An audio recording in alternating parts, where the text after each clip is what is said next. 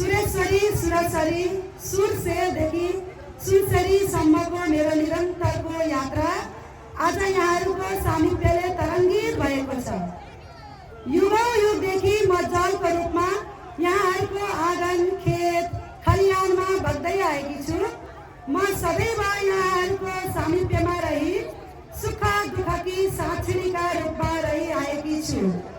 म यस क्षेत्रकै प्राचीनतम सरिता मध्ये एक सरिता सुरसरी हुँ। मेरो अतीत त्रेतायुगीन रहिआएको छ।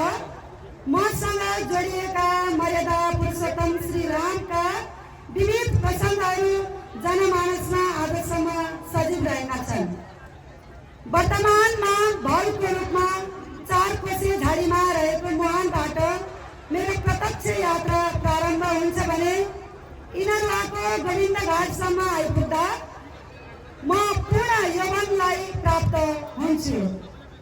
इनरुवा नगरपालिकाको विशेष सहयोग एवं श्रद्धालु जनको सहयोग तथा समर्पणमा सनातन कुटुम्ब नेपालद्वारा आयोजित यस नमामि सुरसरी कार्यक्रमले मलाई विगतको सम्झनाको रोमाञ्च तथा भविष्यप्रतिको आश्वासनको झलको आइरहेको छ।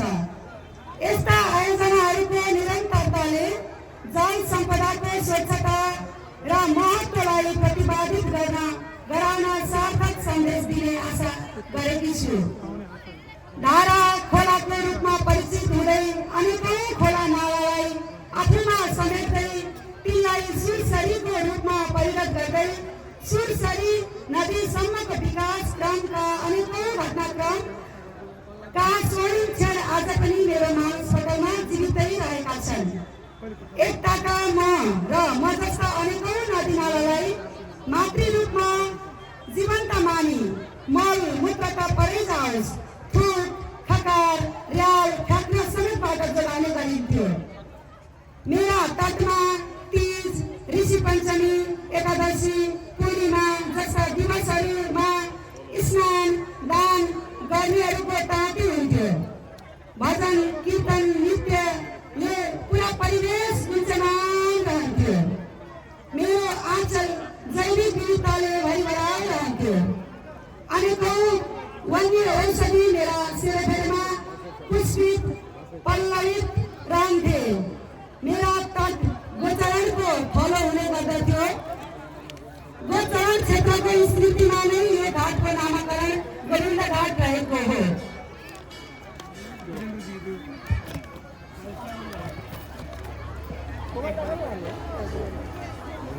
मेरा तटमा असंख्य नरनारी पञ्चतत्वमा विलीन भएर गए। म कुनै भेदभाव नगरी सबैको चितावास आत्मसात गर्दै आइरहेकी छु।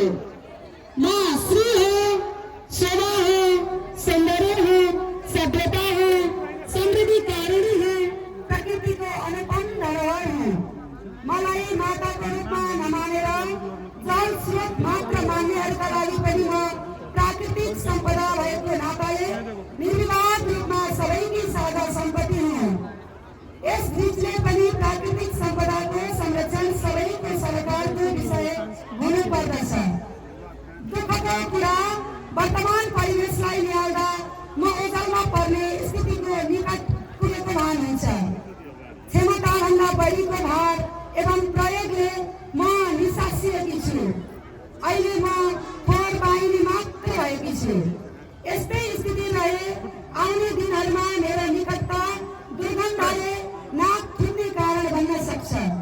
वर्तमान पिँढीले समयमै यसतर्फ गम्भीर ध्यान पुर्याई मेरो संरक्षणका लागि यथाशीघ्र ठोस प्रयत्न गर्न प्रारम्भ गरे मात्र भविष्यका लागि म एकादेशको कथा बन्नबाट जोगिएर प्रवाह महान भएर रहिरहनेछु। आज म आफ्ना केही चाहना यहाँहरू समक्ष व्यक्त गर्दछु। कृपया यसतर्फ ध्यान दिई सोको समाधान कार्यान्वयन गर्नेतर्फ लागि पर्नुहोस्। मलाई अक्षत यौवनाका रूपमा आफ्नो गन्तव्यमा पुगिरहने चाहना छ। मेरा कक्रो कुरुवा जस्ता तन्त्रहरू अर्थात् सहायक खोला नालाहरूलाई पनि दुरावस्थाबाट पुग्नबाट बचाउने नै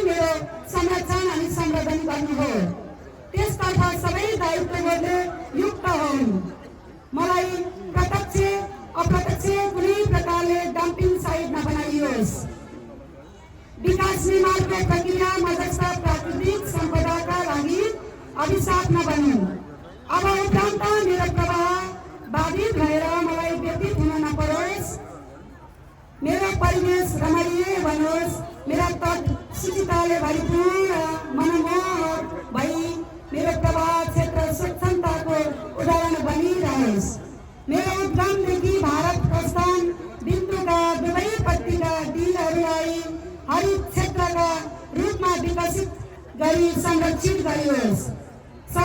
गरियोस्। मेरा डिल पुनः पवित्र धार्मिक अनुष्ठानहरूका केन्द्र बनुन्। जीवनका विविध क्षणमा मेरो स्पर्श अवलोकन गर्दै रहनुहोस्। आगन्तुकहरूलाई म समीप आउन प्रेरित गर्नुहोस्। जनसहयोगमा मेरो जल ग्रहण क्षेत्रलाई घरेलु एवं औद्योगिक फोहोर मैला प्लास्टिक समेतका अन्य पेट्रोलियम पदार्थको प्रयोग वर्जित क्षेत्र बनाइए यस जिल्लाको पहिचानको रूपमा आफ्नो अस्तित्व बनाइराख्नमा सधैँ सक्षम हुनेछु। यही मेरो तर्फबाट यहाँहरूलाई आश्वासन हो। यही मेरो वचनबद्धता हो। भविष्यका सन्ततिलाई युगौँ युगसम्मका लागि म सुरसरी नदी रूपी धरोहर सुरक्षित हस्तान्तरण गराउन सबै प्रतिबद्ध हुन अब ढिलो नगरौँ। यही मेरो प्रार्थना हो। जिम्मेवार पक्षसँगको विनती हो। कार्तिक पूर्णिमाको पावन अवसरमा मूर्तमान रूपमा यही मेरो जनसमक्ष गरिएको आह्वान हो। वन्दे नेपाल जननी। जय जय गौरी शङ्कर। जय जय सीताराम। सुनसरी माता जय।